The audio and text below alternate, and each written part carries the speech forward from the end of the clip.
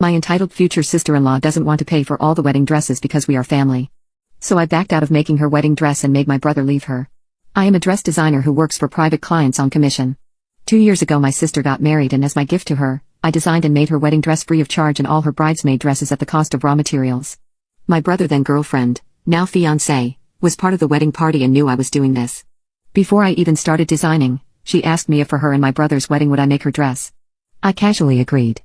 When making the gowns, my sister and her other 5 bridesmaids were so nice and pleasant to work with, but my brother's girlfriend was a nightmare. She kept asking me to make changes after we finalized the designs and I had already started making the dresses. She would cancel and just not show up to fittings. She complained constantly of how it looked tacky and unprofessional.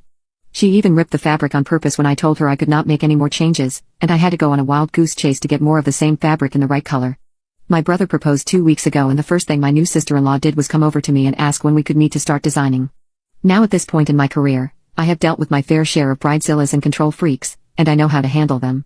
So, I let her know a time she could come to my studio for a consultation.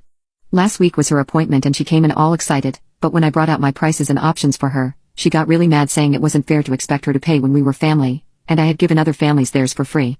I told her nicely that I charge for my work as would any other vendor she got for her wedding, and that we could look at the most affordable package I have if she was concerned about cost. At this, she lost it, screaming at me that I'm a worthless bitch whose work isn't even good enough for her and that she was doing me a favor by letting me have this opportunity.